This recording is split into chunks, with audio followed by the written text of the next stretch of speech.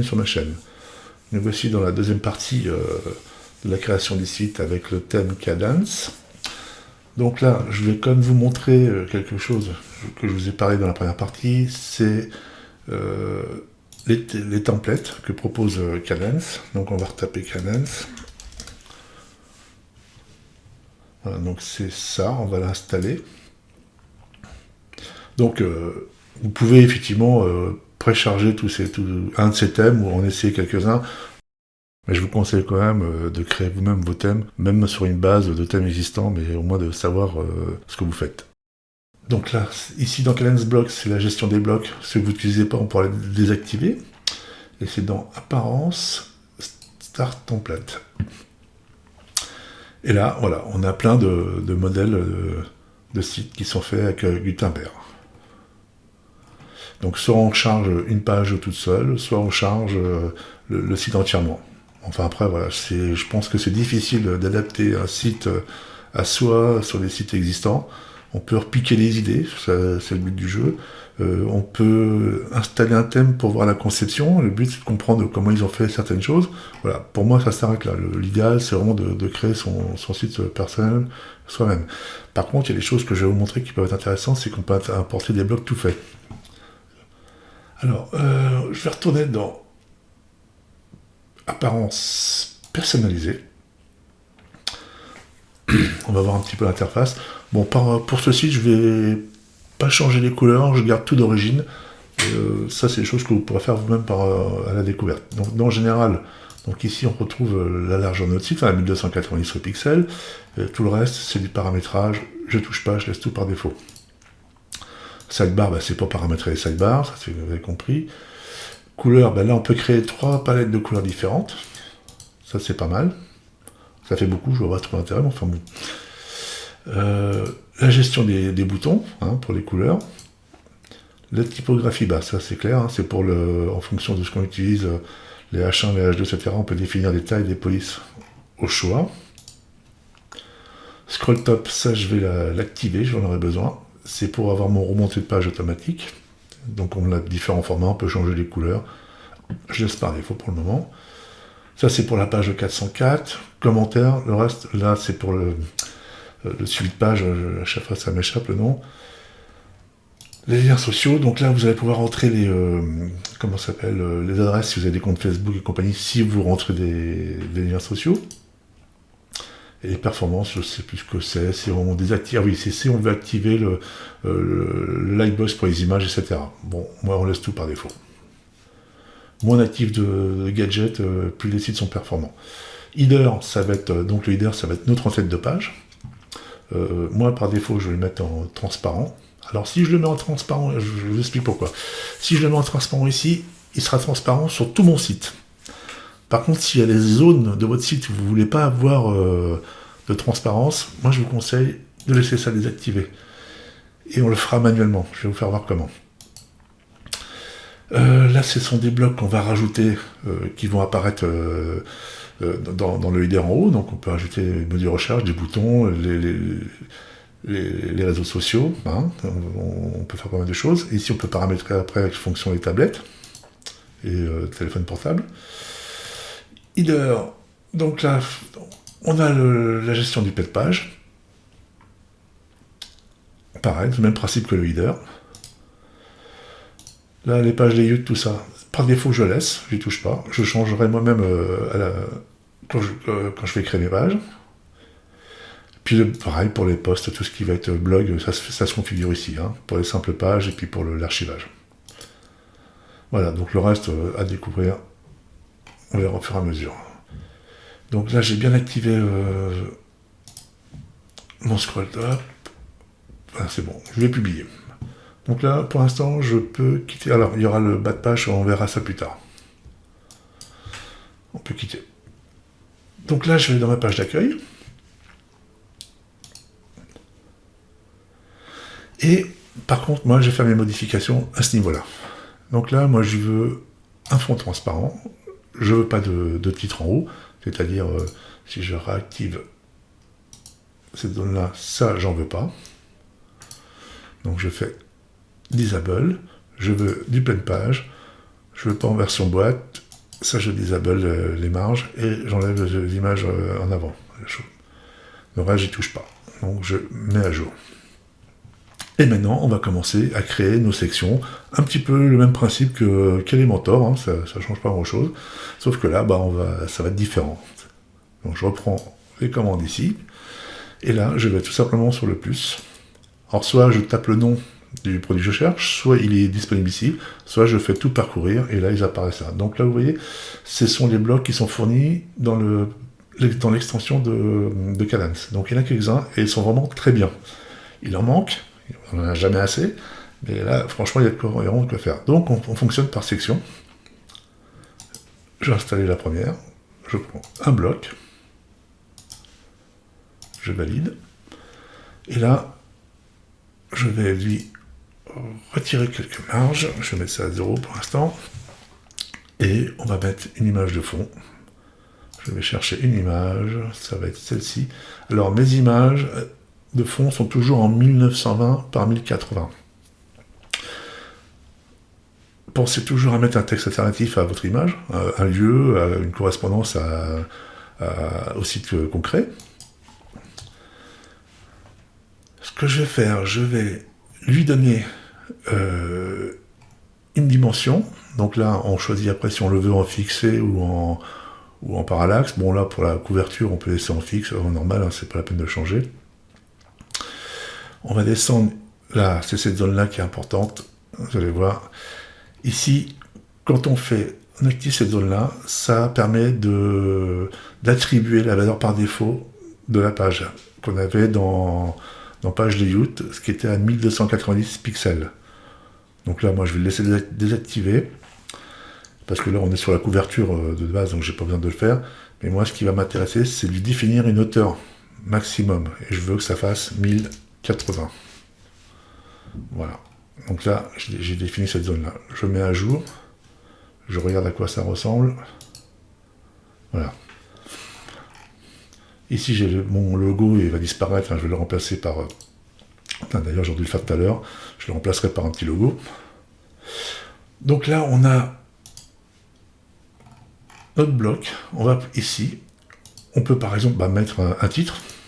Bon, dans une image, ça va voir. Moi, je ne suis pas très partisan. Enfin, mon resto. Je vais lui mettre une couleur en blanc, que ça soit visuel. On va mettre ça en large. Hein. On peut même mettre 60 si on veut. On va le centrer. Voilà.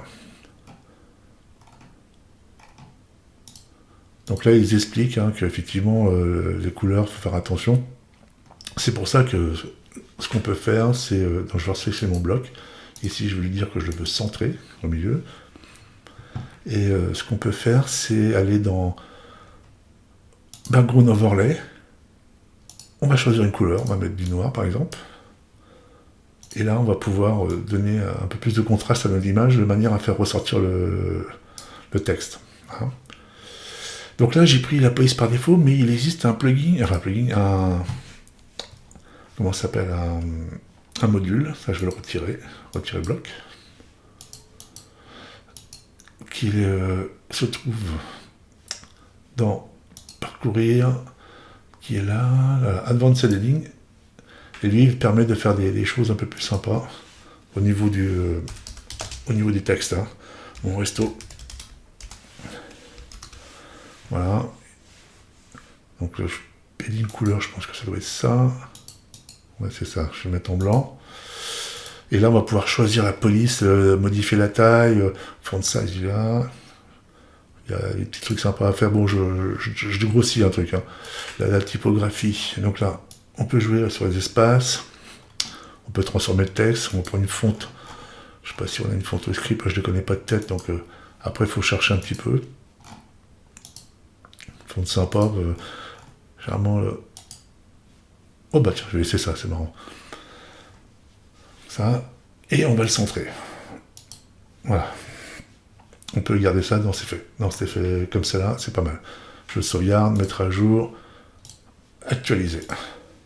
Voilà, mon resto. On va passer sur la suite de notre page.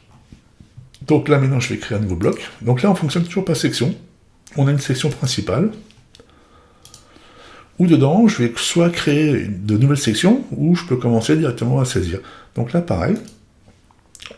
Comme j'ai utilisé déjà Advanced Heading tout à l'heure, je peux le reprendre, et remettre un nouveau titre. Mon site internet, par exemple. C'est bien de mettre tout pareil. Bon, ça n'a rien à voir avec le resto, mais c'est... vous avez compris le principe, hein, c'est... On fait une démo. Donc c'est pareil, on change la taille de la police, on va chercher, on peut... il y a tout ce qu'on peut faire comme on faisait avec Elementor. Je vais rajouter du texte, donc là pour ça, je vais aller copier du texte. Donc là, je vais prendre un bloc paragraphe, et je vais pouvoir vous montrer quelque chose d'intéressant. Je vais lui mettre une taille de police à 18, et la couleur, peut-être la mettre un peu plus foncée, donc comme ça, voilà.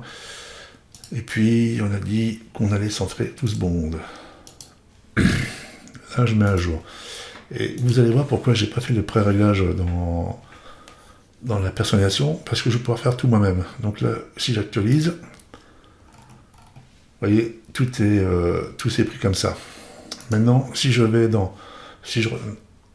Donc, par contre, l'inconvénient par rapport à Elementor, c'est vrai qu'on a tendance à chercher nos blocs, c'est pas toujours évident. Donc là, au début, c'est facile, mais sinon, il y a une astuce, c'est d'aller ici, et on va chercher notre bloc qu'on a besoin, sur lequel on veut travailler. Donc moi, je veux travailler sur le principal, et je descends en bas, je vais dans Structure, soit je fais ça, donc là, mon texte, il va s'aligner par rapport... Je vais enlever ce petit retour là, qui va où là, qui se bat tout seul.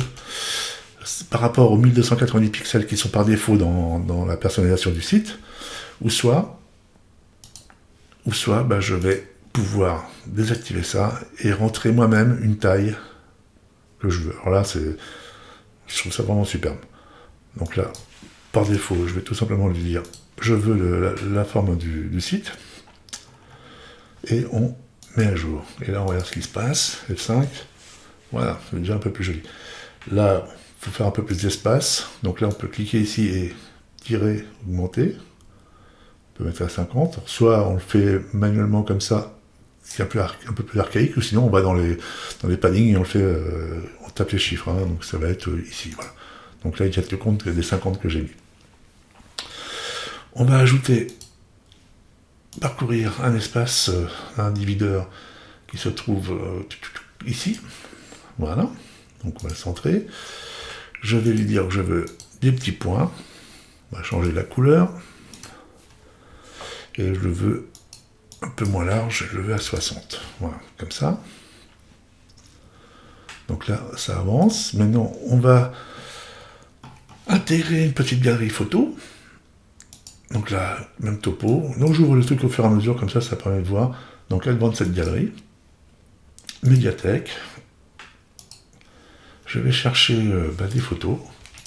Donc pour sélectionner plusieurs photos, on appuie sur la touche CTRL et on va cliquer sur les photos qui nous intéressent. Donc on laisse la touche CTRL activée et on sélectionne nos photos.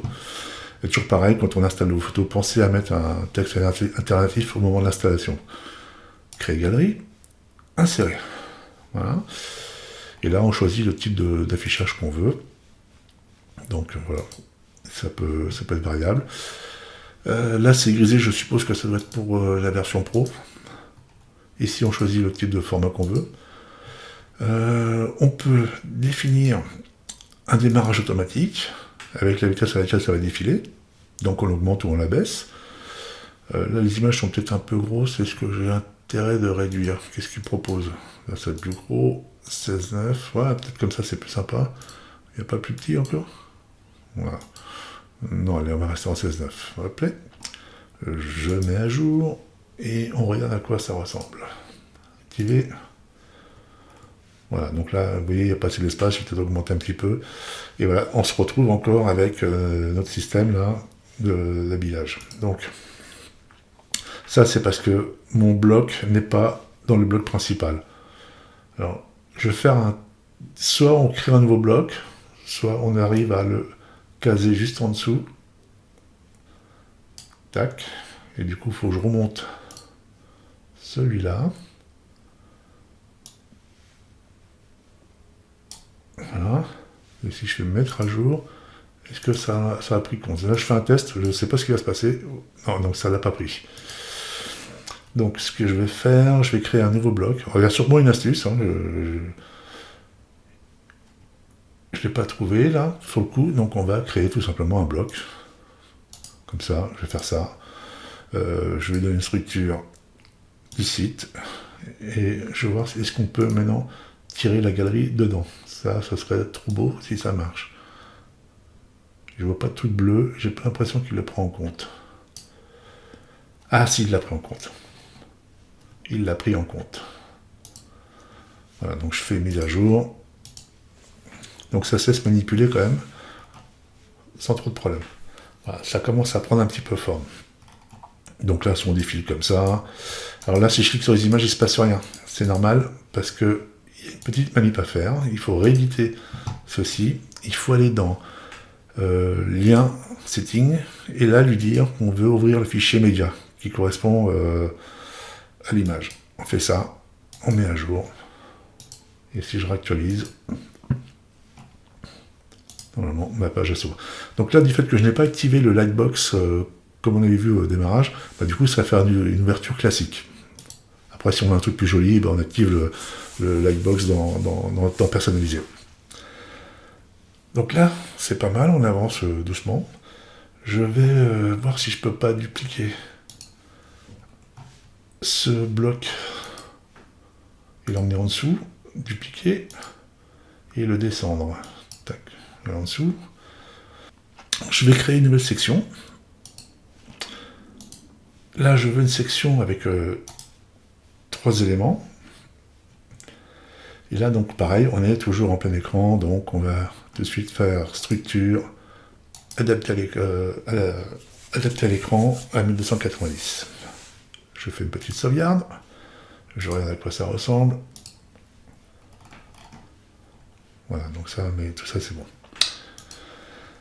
Et maintenant, je vais sélectionner ceci. Je prends ma section. Et dedans, je vais insérer un infobox. Bah ça, bon, ça tombe bien, il est juste là. On va faire ça comme ça. Et dans mon infobox, je vais pouvoir choisir différents modules. Alors, j'ai remarqué que des fois, il peut y avoir des petits bugs d'affichage. Il suffit d'enregistrer et réactualiser. Bon, bah voilà, bon, c'est peut-être pas encore, c'est encore tout jeune, hein, c'est peut-être pas forcément parfait. Mais bon, il y a des petites astuces à trouver au fur et à mesure. Container setting, donc là, on va le modifier. Donc là, 5, c'est trop, moi j'aime pas. On va mettre à 1. Ça, on peut, le contour, on peut le mettre à 12. C'est trop, comme ça, c'est bien. Donc on peut faire des hovers pour quand on met la souris dessus, ça devienne change de couleur. On peut avoir des ombrages. Là, il suffit d'activer le voilà, container shadow. Hein, on peut le mettre soit en over ou en normal. Bon, par défaut, on va essayer comme ça. On va pas trop se prendre trop pousser. Là, on peut changer. Donc le media setting. Donc je vais refermer pour qu'on y voie à chaque fois parce que là, c'est vrai que ça finit par surcharger un petit peu. Donc là, on va aller sur media setting. Après, on peut définir d'autres réglages par rapport au module qu'on a choisi sur notre box.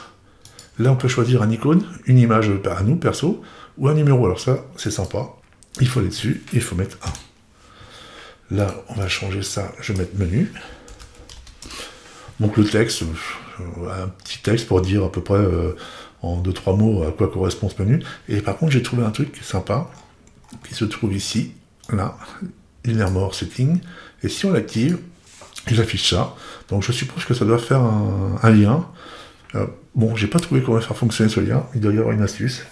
Mais bon, moi je l'utilise pour mettre un prix, par exemple. 20 €. Donc là, il y a un retour. Il faut que j'enlève le hover qu'il y a là. Ça, je vais le virer. Je vais le mettre en transparent. Voilà, donc le texte, lui, s'en va. Donc il faut que je le mette comme ça. Et en mode normal, le text color, il faut que je le mette comme ça. Voilà, comme ça ne bouge pas. On va pouvoir augmenter la taille de la police. Comme ça. Et bien sûr, changer la police, changer les écarts, les fonds de famille, etc. Bon, vous comprenez le principe, on va pas passer du temps là-dessus. Et là, Shadow, c'est ce que j'ai dit tout à l'heure. Quand on passe la souris, ça fait comme ça. Je mets à jour. Et là, ce que je vais faire, je vais dupliquer mes boîtes. Et je vais les emmener dans chaque case. Voilà. Dupliquer. Et je l'emmène ici. On reste là. Voilà. Là, je vais changer cette zone-là, je vais mettre 2. Et là, je vais changer, je vais mettre 3. Ici, ça sera 25. Et là, ça sera 30. On sauvegarde.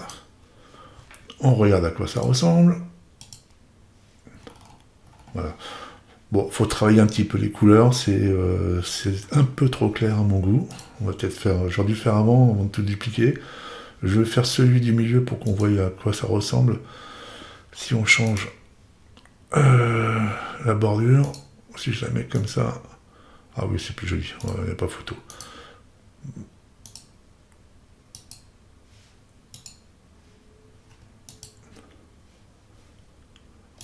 Bordure.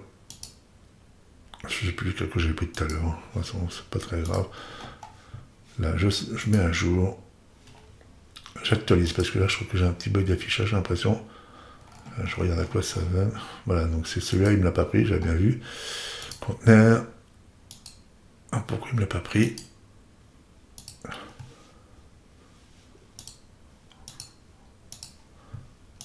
Ah oui, c'est le hover. Il y a du hover qui se balade. Et il y a du hover qui se balade, et du coup, il faut aller dans hover ici et penser à mettre la même couleur partout. Voilà. Bon, après, ça fait faire de la manip. Mais il y a pire. Over. Voilà. Mettre à jour. J'actualise cette page. J'actualise la page du site. Voilà. Et là, normalement, j'ai plus de hover qui se balade. Voilà pour cette partie-là. Donc maintenant, on va pouvoir mettre... Alors, ce que je vais faire, je vais ouvrir dans un nouvel onglet mes médias. Et là, j'avais créé des fichiers PDF de menus bidons. Je vais copier l'adresse, l'URL, pour l'avoir. Et là, maintenant, je vais ajouter des boutons. Alors, je vais l'ouvrir tout. Et je vais prendre Advanced bouton. Ici, je vais mettre télécharger le menu. Non, même pas, on peut mettre télécharger. Oui, si on peut mettre le menu. Les gens ils savent ce qu'ils se téléchargent.